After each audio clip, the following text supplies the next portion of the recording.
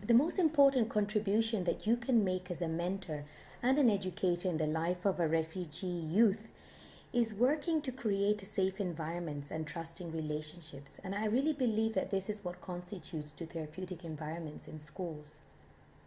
This involves efforts to connect with students and their families, as well as efforts to understand and emotionally support students by answering questions honestly and attending to any concerns and fears that they might have. And these can range from being able to speak in public, because of lack of English language skills. This might be just concerns with walking around school. This can be concerns with finding new jobs, and any other fears that they might have. One of the questions that people often ask me then is, how am I going to make contact with a young person who doesn't speak English? I don't understand their culture, and I'm afraid that I might make mistakes and perhaps in doing so re-traumatize them or harm them in some capacity without realizing this. And I found that particularly if you want to make connections with students' families, that it really helps to work alongside cultural brokers.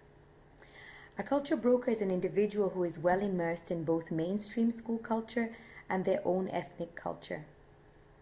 In-school settlement workers, bilingual teachers or other co-workers, diversity liaison workers who are members of an ethnoculture community are all examples of culture brokers.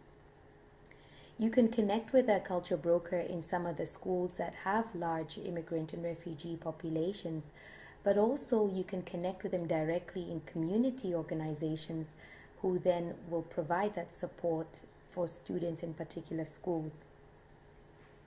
As noted in the game, a culture broker can be particularly important for facilitating adaptation by helping to translate language and cultural differences, and also by providing information on the pre-migration context of refugee communities.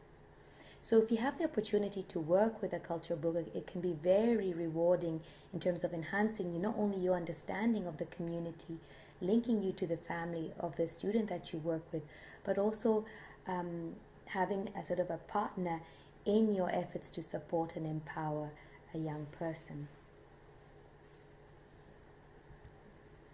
More practically and specifically, there's some things that you can do to support a young person.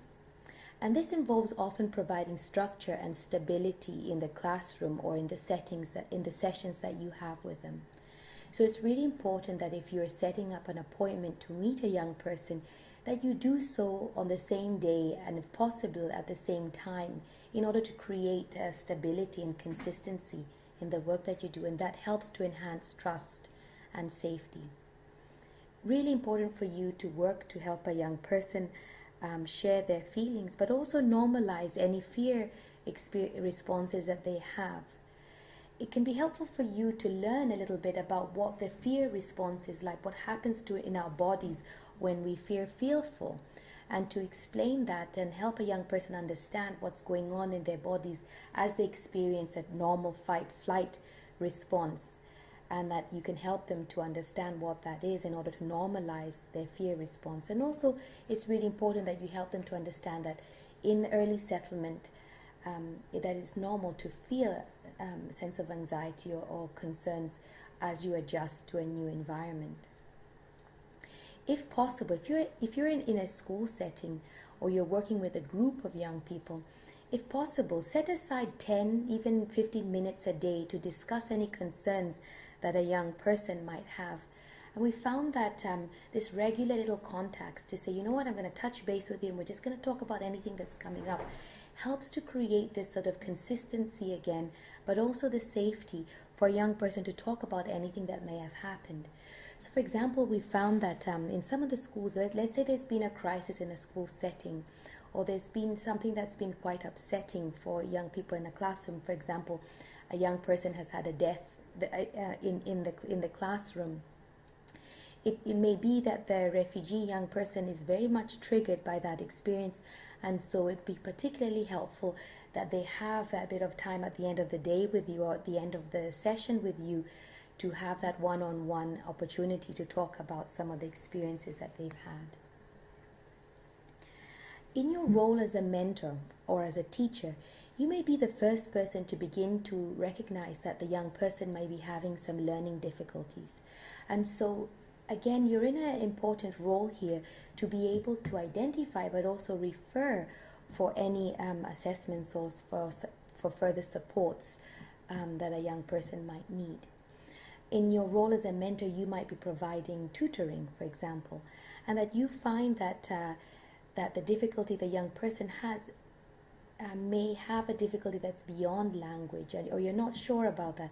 So referring them for extra support or to have another person consider that can be really important.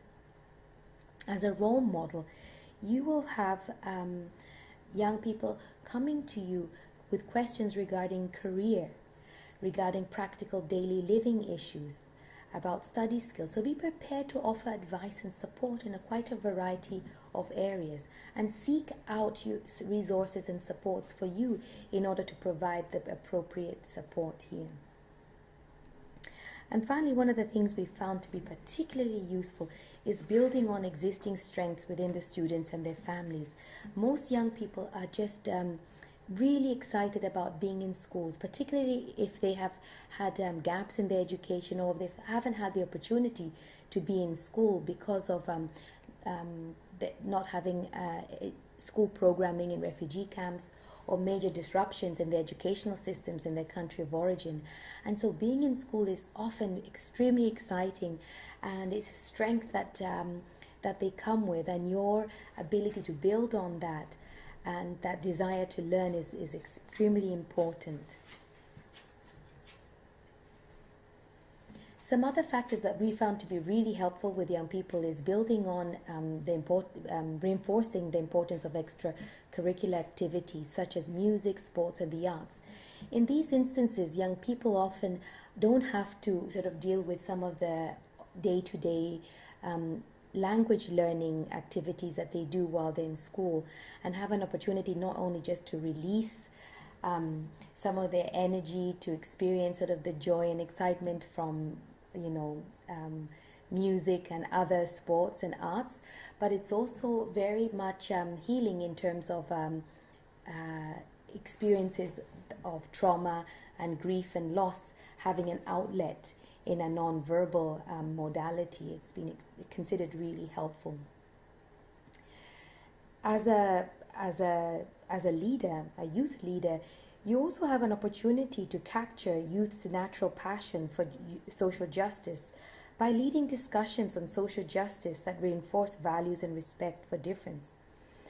It's important that you exercise sensitivity when you use refugee youth as resources in these discussions, because while their life experiences may put them in a very powerful position to share issues of justice with other youth, you need to ensure that they're prepared to do so without becoming overwhelmed or re-traumatized as they discuss their previous experiences. So what we found to be helpful is checking in with a young person and preparing with them ahead prior to actually involving them in some of those discussions or activities.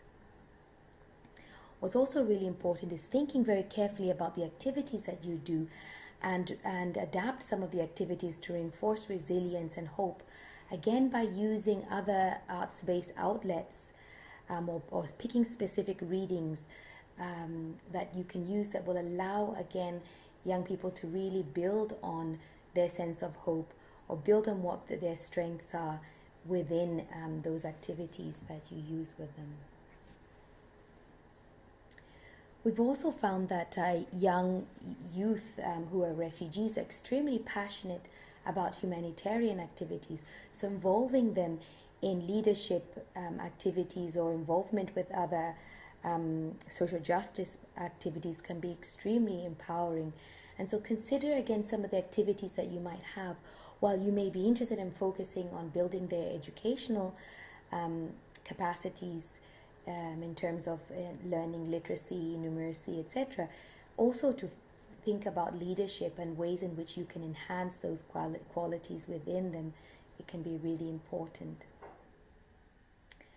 And finally, I would say that it's extremely important that you empower students and their families by bringing into play culturally appropriate and sustainable healing resources.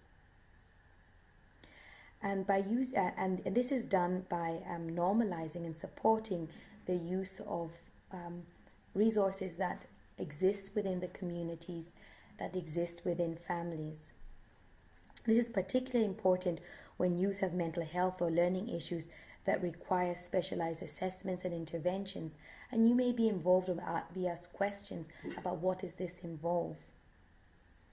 Several roles have actually been identified in which cultural brokers can improve access to health and specialized educational services. So consider using cultural brokers can be useful again here. The second role is that cultural brokers can be helpful is educating refugee communities on the services available and the benefits of accessing these services. Cultural brokers can also help you to explain to the families how health and education system works and the ways in which their pre-migration experiences might be affecting their post-migration adaptation.